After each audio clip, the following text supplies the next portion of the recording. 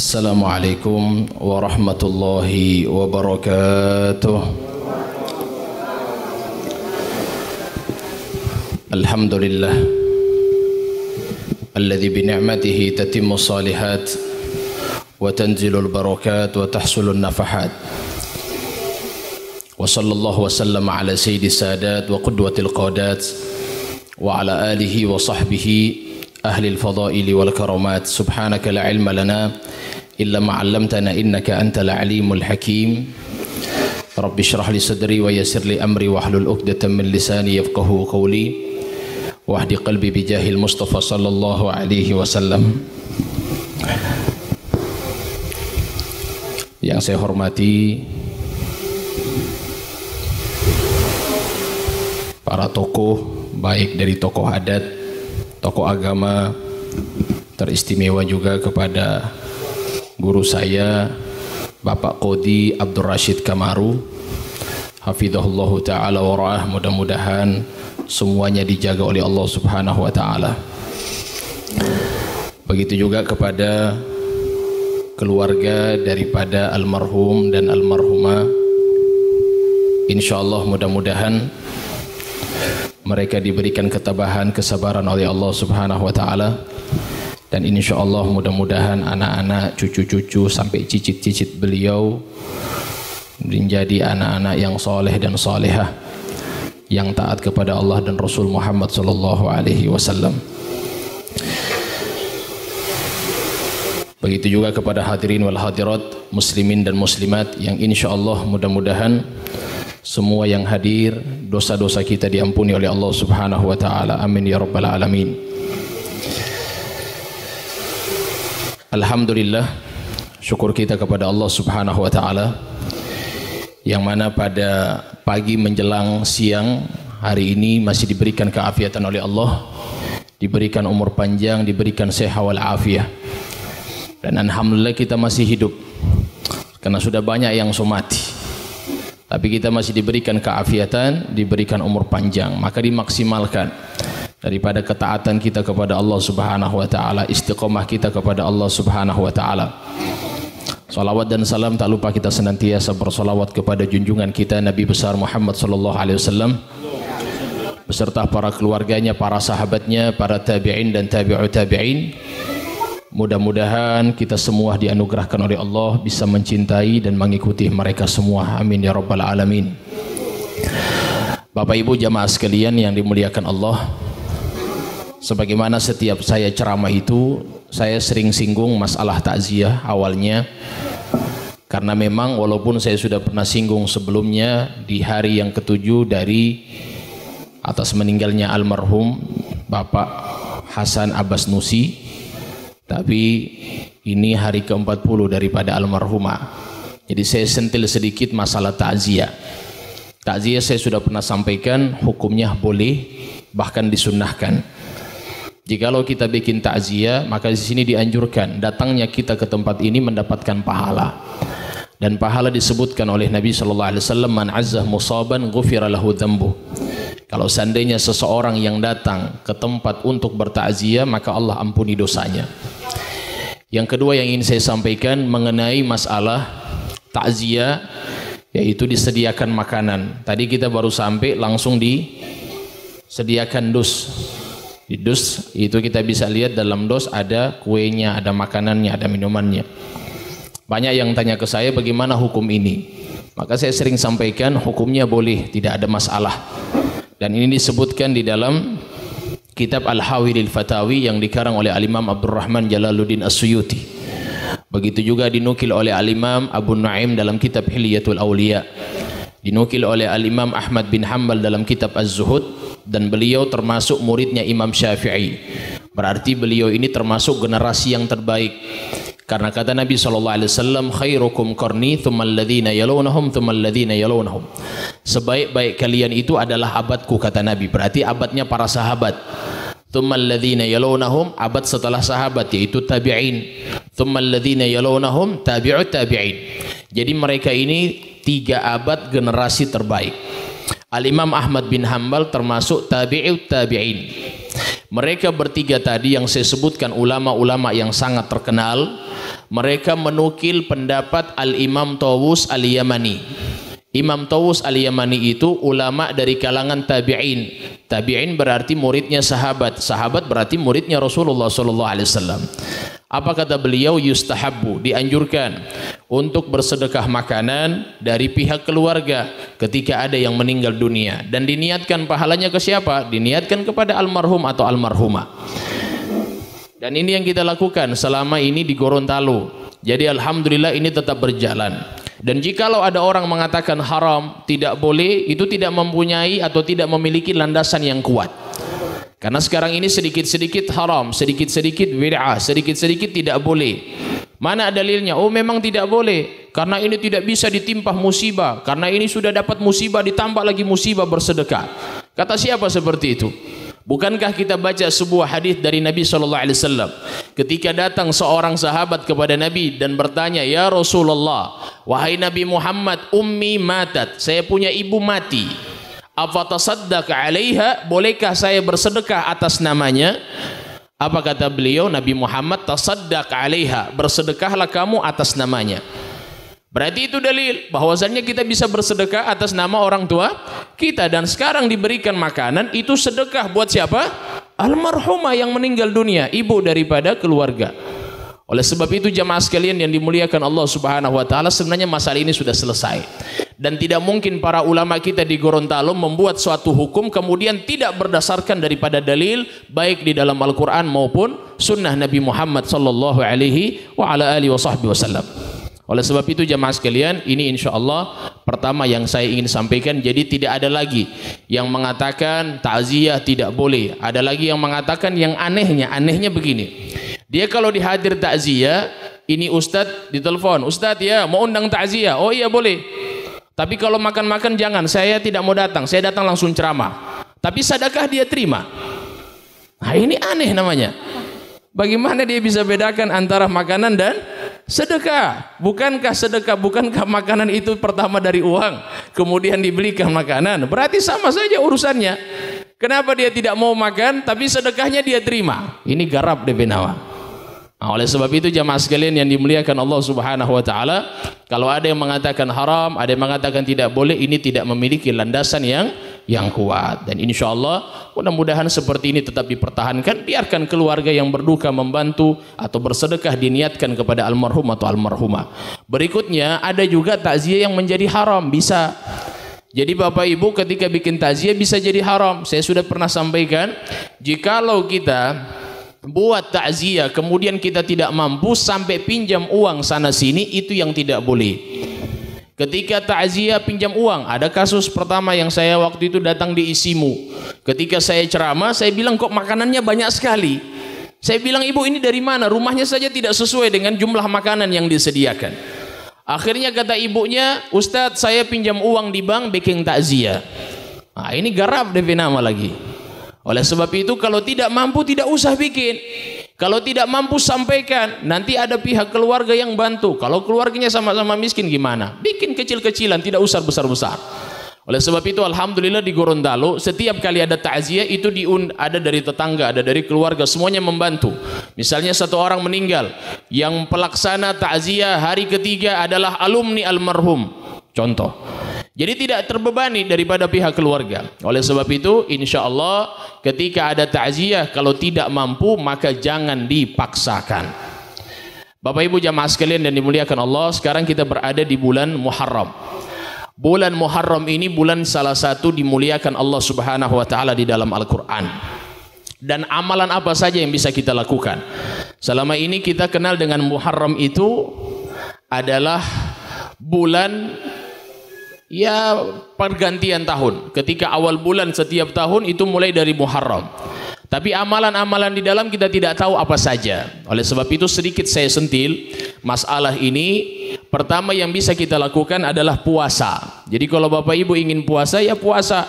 Puasa yang paling afdol itu puasa di hari Ashura. Ya kalau kita kenal di Gorontalo hari Ashura. Hari Ashura itu tanggal 10 daripada bulan Muharram. Kalau seandainya pada bulan ini bertepatan dengan hari Sabtu. bertepatan dengan hari Sabtu. Jadi kalau kita puasa mulai dari kapan? Mulai dari hari Jumat. Kalau hari Jumat disebut dengan Tasu'a. Kalau pengen lebih afdol lagi, mulainya dari hari Kamis. Kamis, Jumat, Sabtu, Ahad. 8, 9, 10, 11. Kenapa hari Kamis? Karena hari Kamis bertepatan dengan puasa sunnah Senin Kamis. Kemudian ditambah hari Tasu'a. Tasu'a berarti tanggal 9. Tanggal 9 disampaikan oleh Nabi SAW, la in baqitu ila qabilin la asumanna tasi'. Kalau saya jumpa dengan tahun depan, kata Nabi, maka saya akan puasa di tanggal 9 di bulan Muharram. Ternyata Nabi Muhammad tidak jumpa. Ketika di bulan Rabiul Awal beliau dipanggil oleh Allah Subhanahu wa taala. Intinya jamaah sekalian, kita tidak boleh puasa cukup hanya di tanggal 10 saja. Kita harus puasa di tanggal 9 juga. Karena apa? Karena tanggal 10 juga itu dipuasai oleh orang-orang Yahudi. Dan jikalau sama, maka di sini tasyabbuh bil Yahud, sama dengan Yahudi. Maka kita harus berbeda puasanya dengan mereka. Dengan apa? Kata Nabi Muhammad, puasa sebelumnya atau puasa setelahnya. Jadi kalau bukan puasa tanggal 9, puasa tanggal 11. Jangan hanya puasa tanggal 10 saja. Nah, oleh sebab itu insya Allah kalau bisa mampu puasa dari tanggal 8 bertepatan dengan hari Kamis, puasa Kamis. Karena Nabi SAW sampaikan, afdalus siyami ba'da Ramadan syahrullahil Muharram. Puasa yang paling afdal setelah Ramadan adalah puasa di bulan Muharram. Bulan Ramadan afdal puasanya, tapi setelah Ramadan yang paling afdal bulan Muharram. Jadi perbanyak puasa, khususnya Senin Kamis. Besok hari Senin puasa, bagus, afdal. Hari Kamis nanti bertepatan tanggal 8 puasa afdal. Kalau mampu mulai dari hari Kamis, Jumat, Sabtu, Ahad, itu afdal. Tidak mampu puasa dari hari Jumat dan Sabtu. Tidak mampu lagi sudah lalu. Nah, jangan sampai. Usahakan tanggal 9, tanggal 10, Jumat sama Sabtu kita puasa. Apa pahalanya? Disebutkan oleh Nabi SAW, ahtasibu 'alallah ayyukaffiru sanata allati qablahu. Saya berharap dengan puasa Asyura, kata Nabi, mudah-mudahan Allah ampuni dosa tahun kemarin. Coba lihat, puasa Asyura itu mengampuni dosa tahun kemarin. Bayangkan cuman puasa 2 hari, 9 dengan 10. Coba kita renungi ini sama-sama. Jangan sampai tidak puasa. Kalau bisa di masjid-masjid bikin buka puasa bersama, atau antar keluarga saja, karena sekarang masih COVID-19. Oleh sebab itu kita antar keluarga, kita bikin buka puasa bersama, dan ini paling afdol, tanggal 9 dan tanggal 10. Jamaah sekalian yang dimuliakan Allah Subhanahu wa taala, sebenarnya pada pagi menjelang siang ini saya tidak mau bahas masalah keutamaan, tapi saya lebih condong membahas masalah hukum. Saya tadi dapat informasi, ternyata almarhumah ini dengan almarhum itu sepupu. Saya baru tahu, subhanallah. Jadi katanya, wallahu alam, saya lupa, kurang dengar tadi. Intinya bapak dari almarhum ini, bapaknya atau ibunya?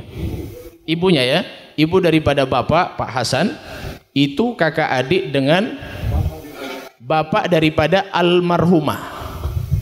Kakak adik sungguh ya Bu ya? Subhanallah. Ini mungkin jamaah tidak ada yang tahu. Itu saya juga baru dengar tadi. Jadi memang keluarga juga, berarti sepupu, nikahnya sepupu. Apakah boleh nikah sepupu? Boleh, tidak ada masalah. Tidak ada yang larang nikah sepupu. Ya kecuali sepersusuan. Misalnya satu persusuan, ada satu ibu-ibu dia susui, misalnya almarhum dengan almarhumah dia susui ketika masih kecil, itu yang tidak boleh, karena mereka saudara persusuan. Dan sebab itu jemaah sekalian yang dimuliakan Allah Subhanahu wa taala, maka saya ingin sampaikan pada kesempatan ini, karena saya tidak tahu diberikan waktu berapa menit ini. Sampai jam berapa? Jam 11. Sedikit sekali kalau jam 11. Ini sekarang sudah jam 11. Setengah 12 boleh? Oke. Saya insya Allah akan jelaskan masalah hukum, karena memang kemarin-kemarin ini saya lihat banyak sekali juga dari kaum muslimin dan muslimat yang sholatnya itu sudah aneh-aneh. Ada lagi yang sholatnya tidak sesuai dengan hukum, banyak kesalahan. Oleh sebab itu saya sebenarnya di sini berdiri mewakili Pak Qodi Abdul Rashid Kamaru, karena Pak Qodi guru saya waktu belajar. Jadi belum maaf Pak Qodi, di sini saya ingin menjelaskan masalah hukum tentang masalah sholat khususnya. Bagaimana tata cara sholat yang benar sesuai dengan mayoritas kita yang ada di Indonesia. Dan semua yang kita lakukan di Indonesia dari kakek-kakek kita dulu sampai sekarang itu sesuai dengan petunjuk Nabi Muhammad SAW. Bapak Ibu jamaah sekalian, pertama ketika kita sholat itu kita menghadap kiblat. Ketika menghadap kiblat itu cara takbiratul ihram pertama saya ingin sampaikan, takbiratul ihram itu kalimat Allahu Akbar, dan itu semuanya harus. Saya sengaja bawa hukum karena selama ini mungkin ceramah dengar keutamaan tentang keutamaan sholat, keutamaan puasa, tapi hukum kurang dijelaskan. Oleh sebab itu saya ingin menjelaskan tentang masalah hukum supaya lebih tambah lagi pemahaman kita. Ketika sholat itu ucapan Allahu Akbar itu disebut dengan takbiratul ihram. Sedangkan mengangkat tangan itu sunnah, bukan wajib. Mengangkat tangan sunnah, kalimat Allahu Akbar itu yang wajib. Allahu Akbar tangannya itu di antara pundak dan telinga. Jadi atas jari ini itu di bawah telinga begini. Allahu Akbar. Boleh juga sejajar dengan telinga, tidak ada masalah. Ya, Allahu Akbar. Dan di depan, bukan di pinggir. Subhanallah, ada yang sholat, ketika saya lihat secara sholatnya bagaimana? Allahu Akbar. Saya bilang ini olahraga di mana ente? Bukan begitu, tapi di depan. Allahu Akbar. Telapak tangan kita dihadapkan ke kiblat. Allahu Akbar. Taib. Ibu-ibu bagaimana? Nah, ibu-ibu sekarang bagaimana cara takbirnya, cara mengangkat tangannya?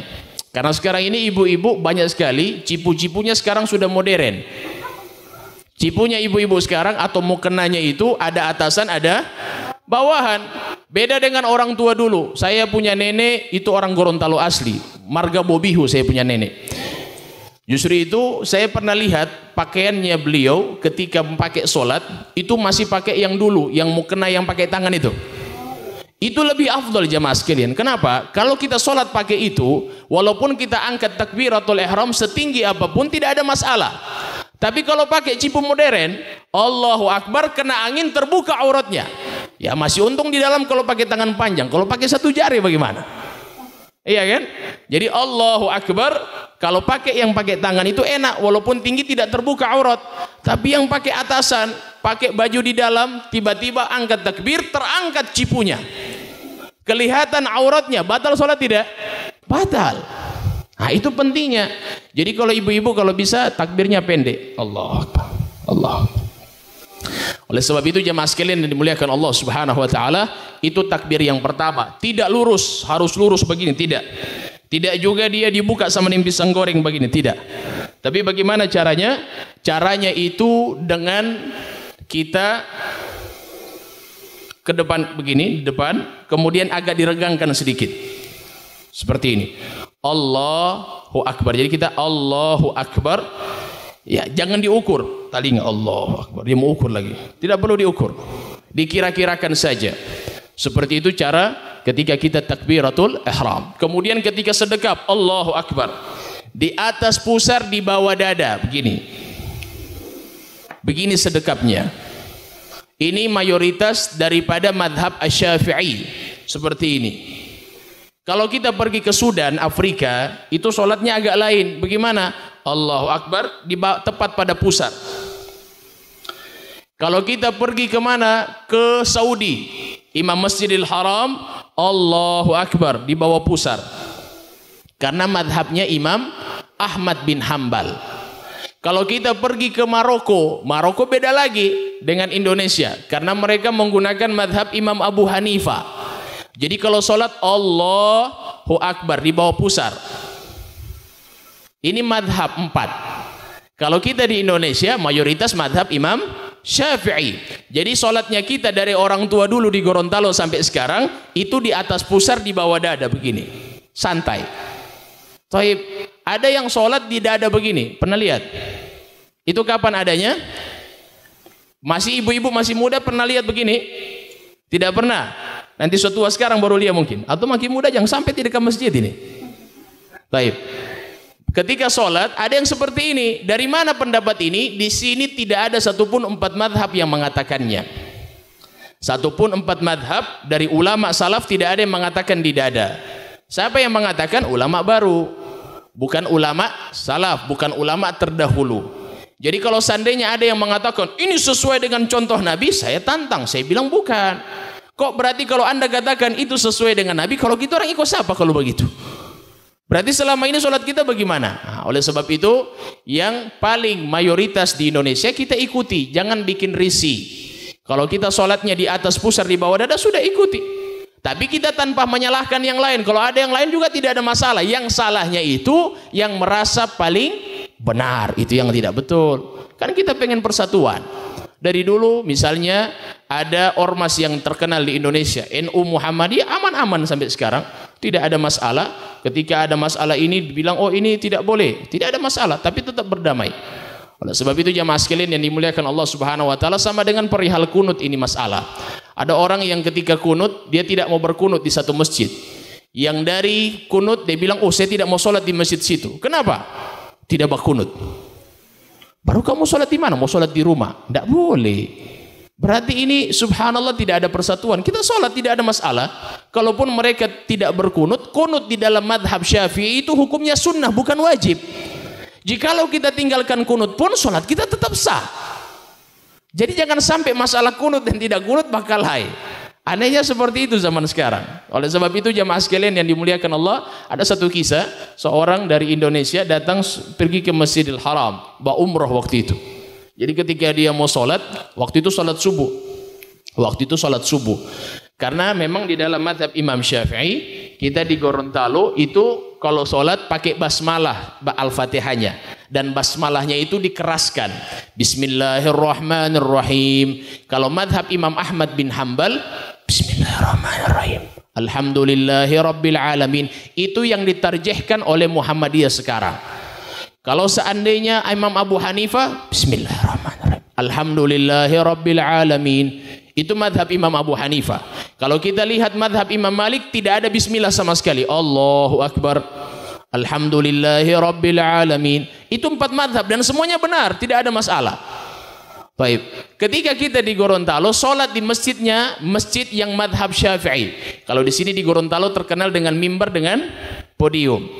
Orang yang cerdas dia pasti tahu, oh saya sekarang masuk di tempat yang podium, berarti sini Muhammadiyah. Basmalahnya tidak dikeraskan, berarti tidak pakai kunut, sudah disesuaikan. Jangan kita datang di masjidnya yang tidak pakai kunut, yang basmalahnya tidak dijaharkan, kita malah jaharkan basmalahnya. Ini berarti tidak faham tentang masalah perbedaan pendapat antar ulama. Oleh sebab itu Buya Hamka itu orang yang paling terkenal dalam tokoh Muhammadiyah.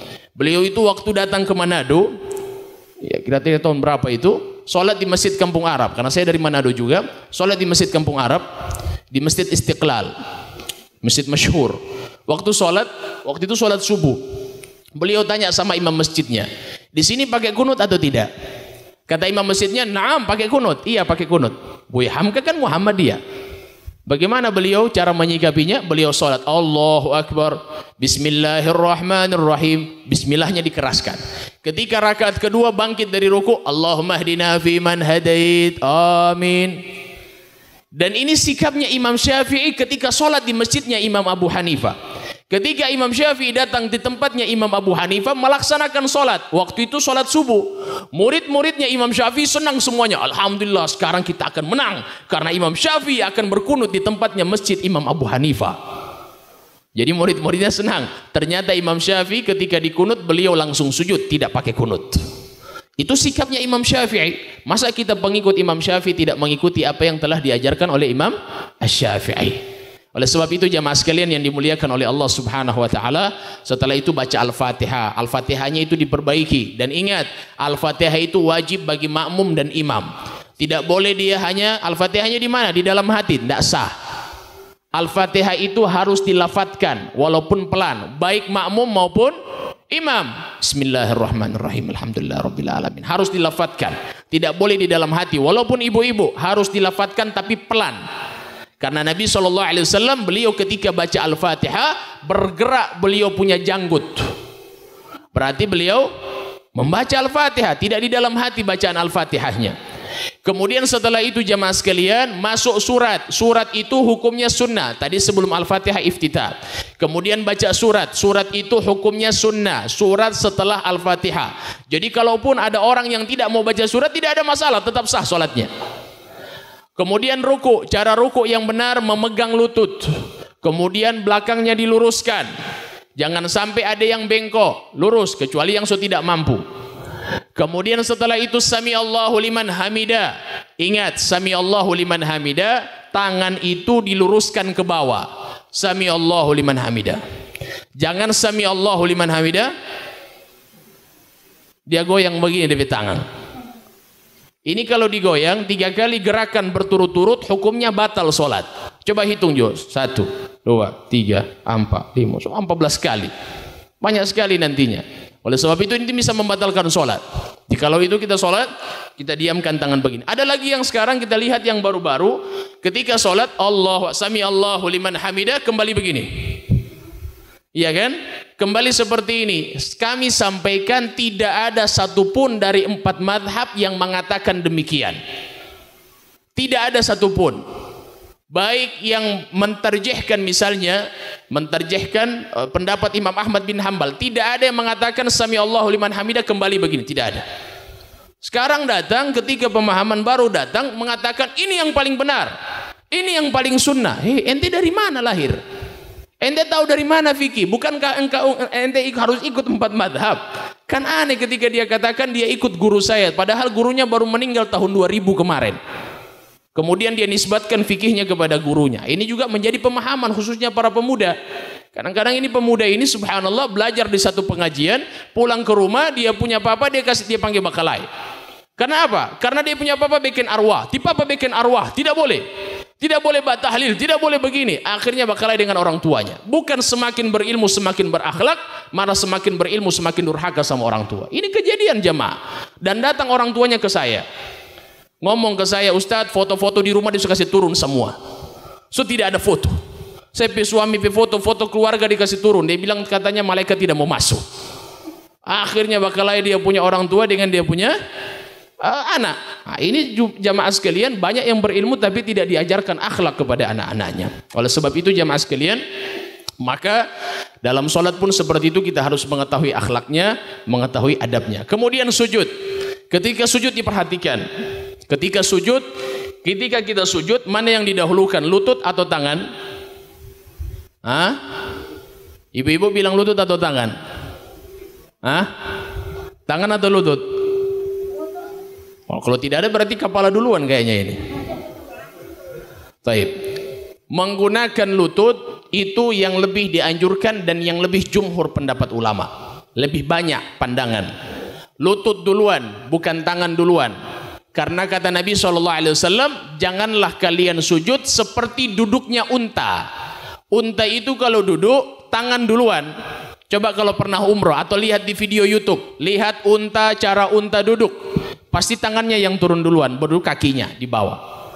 Nah, jadi jangan sujud seperti itu. Tapi apa? Dahulukanlah lututmu, kemudian tanganmu. Nah, itu yang ada di tengah-tengah kita.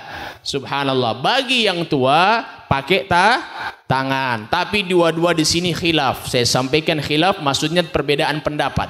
Jangan ada yang pakai tangan duluan, ente punya tidak sah. Dan ini kasus terjadi jamaah sekalian, suami istri hampir bercerai dikarenakan perbedaan ini. Kasus di Indonesia. Suami istri bercerai. Kenapa? Dia lihat si suaminya itu ketika sholat di rumah menggunakan lutut duluan ketika sujud, kemudian tangan. Istrinya mendengarkan pengajian di tempat lain, kata ustadznya pakai tangan dulu baru lutut. Akhirnya bakalai di rumah. Tidak selesai-selesai, mereka hampir cerai, lapor kepada ustadz. Ustadznya ini bingung, kenapa? Katanya ini satu bilang lutut duluan ketika sujud, istrinya bilang tidak, tangan duluan. Hampir cerai. Akhirnya ini ustadz langsung buka kitab, ternyata yang pakai lutut ada hadis, yang pakai tangan ada hadis. Dua-duanya benar. Yang tidak benar sujud pakai kepala duluan, itu tidak benar. Oleh sebab itu jangan sampai masalah ini kita bingung umat, oh kenapa begini, kenapa begitu. Berikutnya jemaah sekalian, ini penting sekali. Tidak boleh ketika kita sujud, kemudian kepala kita tertutup. Ini namanya jabha, jidat. Kalau kita sujud kemudian ini tertutup, baik dari pakaiannya ibu-ibu khususnya mukena, atau ibu-ibu kadang-kadang di kantor mau sholat pakai mukena, kemudian di sini ada dalaman tertutup ini sampai di atas alis begini. Maka kalau kita sujud di atas kain itu yang mengikuti kepala kita, tidak sah sujud kita. Jadi ini harus terbuka, harus kena di tempat sujud. Itu yang pertama. Dan tidak boleh sujud di sesuatu yang mengikuti gerakan kita sholat. Mengikuti di gerakan kita sholat. Contohnya bagaimana? Contohnya sujud di atas mukena. Sujud di atas mukena seperti itu. Ibu praktekkan. Iya begitu. Sekarang ini sujud di mukena. Jadi jabhanya ini, jidatnya ini kena di mukena. Mukena ikut gerakan sholat kita tidak atau tidak? Ikut gerakan sholat kita kan? Maka tidak boleh kita sujud di mukena. Ini jidat ini tidak boleh. Tapi kalau cuma tangan boleh. Ini tidak ada masalah. Walaupun pakai kos tangan tidak ada masalah. Masalahnya sekarang kalau kita sujud di mukena. Mukena kenapa tidak boleh kena di tempat sujud? Maksudnya kepala ini, jidat ini, karena itu mengikuti gerakan kita sholat. Ini kebanyakan ibu-ibu. Saya tanya, kok kenapa ibu-ibu begitu? Dia bilang supaya dingin Ustadz. Dingin, karena cipunya dingin. Ada lagi alasan lain, oh Ustadz, soalnya dia punya karpet kotor. Ada alasan begitu. Saya sampaikan tidak diterima alasan. Saya tanya, kalau sejadah, boleh tidak sejadah? Sejadah itu ikut gerakan sholat kita atau tidak? Tidak. Jadi tidak ada masalah kalau kita sujud di sejadah. Karena sejadah tidak mengikuti kita sholat. Artinya kalau kita ruku, sejadah ikut ruku. Kan tidak. Hanya cipu yang ikut ruku dengan kita. Nah, oleh sebab itu jamaah sekalian, begitu juga surban ini. Ini namanya rida bahasa Arab. Ketika sudah di Indonesia namanya sudah jadi sorban. Yang di kepala namanya imamah. Di sini juga dibilang sorban, sama semuanya. Ala kulli hal ini surban. Kalau kita misalnya sujud, kemudian kita sujud di sini, ini ikut gerakan saya sholat atau tidak? Ikut. Saya ruku, ini ikut. Maka saya bikin begini, saya sujud di sini, tidak sah sujud saya. Ini penting sekali jamaah sekalian. Jadi jangan sampai kesalahan-kesalahan ini terjadi. Kemudian berikutnya perihal masalah salam.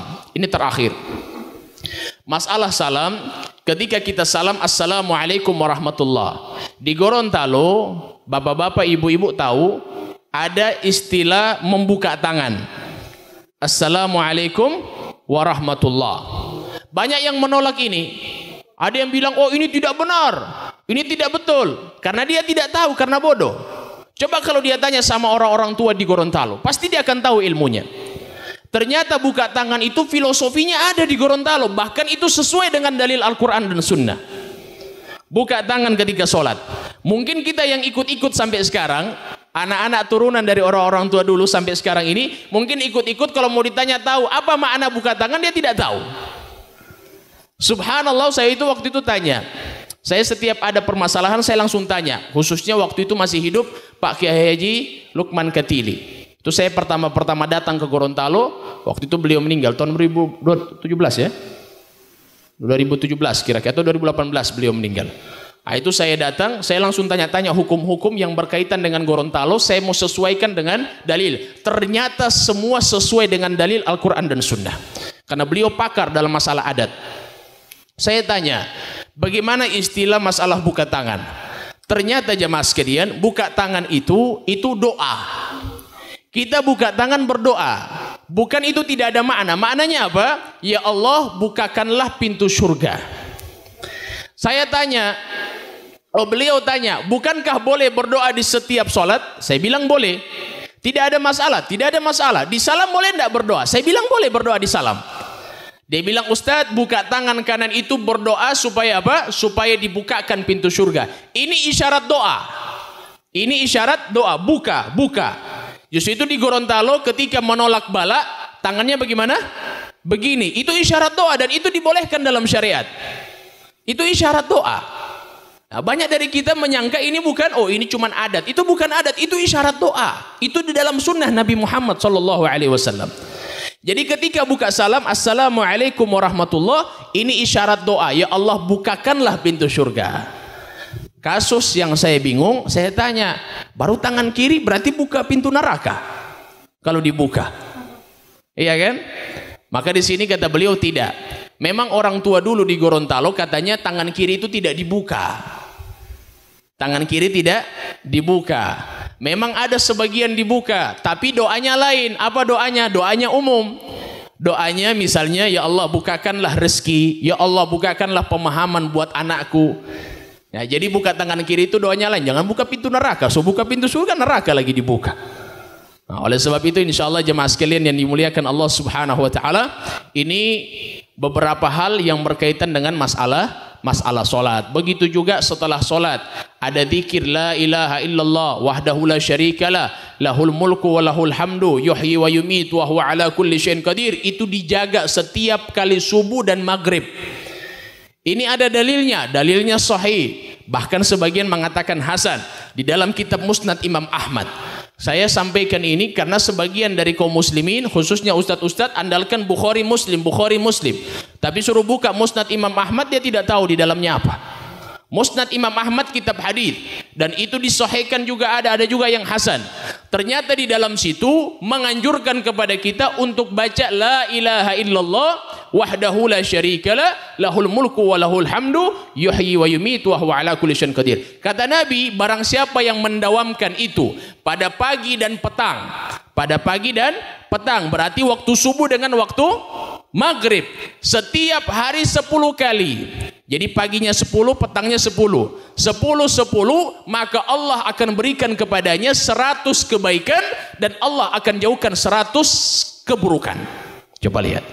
Ya, kebanyakan begitu, cuman imamnya yang baca, DP makmum di belakang tidur semua. Karena waktu subuh.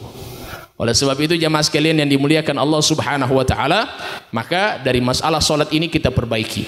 Kalau ada kesalahan kita perbaiki. Khususnya juga masalah ketika membaca Al-Fatihah itu diperbaiki bacaannya. Sekarang sudah banyak guru-guru belajar bacaan Al-Fatihah.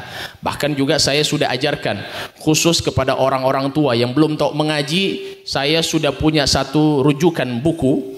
Itu insya Allah bukan Iqra. Kalau Iqra terlalu banyak, lebih tipisnya lagi. Itu insya Allah bagi ibu-ibu yang tidak tahu mengaji itu bisa belajar di situ. Dan saya sudah coba di masjid saya, tempat saya tinggal di situ ada masjid. Saya ajarkan, saya kumpul orang-orang tua, saya ajarkan. Walaupun seminggu cuma 2 kali saya punya waktu di situ, saya ajarkan mereka bagaimana mengenal huruf. Karena ada orang-orang tua juga buta huruf. Maka jangan malu kalau mau kasih ajar Iqra, nanti anak-anak ejek lagi. Kenapa ini Bapti Mama belajar Iqra? Berarti tidak tahu mengaji selama ini. Nah, oleh sebab itu saya kasih buku. Itu buku yang insya Allah tidak memalukan. Karena tidak terlalu tebal, cuma tipis. Nah, insya Allah yang tua-tua bisa belajar dan insya Allah bisa mengenal huruf Al-Quran. Oleh sebab itu jamaah sekalian yang dimuliakan Allah, dan insya Allah juga saya mendengar kabar insya Allah tempat ini akan menjadi pondok pesantren. Khususnya pondok pesantren tahfidzul Quran, orang-orang anak-anak menghafal Quran, begitu juga belajar kitab. Dan saya minta kepada keluarga jangan hanya khusus menghafal Quran saja. Karena sekarang ini banyak juga menghafal Quran tapi tidak tahu hukum.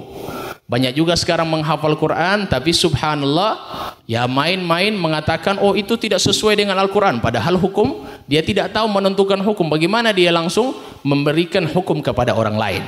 Oleh sebab itu kita ajarkan kepada anak kita menghafal Quran, begitu juga dengan ilmu-ilmu yang lain seperti tafsir, kemudian akidah, kemudian fikih, khususnya belajar tentang hukum, kemudian tentang akhlak dan sejarah Nabi Muhammad sallallahu alaihi wasallam. Insyaallah mudah-mudahan secepatnya. Insyaallah mudah-mudahan secepatnya. Dan insyaallah mudah-mudahan minta doa juga kepada Bapak Ibu, dan insyaallah saya siap bantu. Zahir dan batin saya siap bantu insyaallah.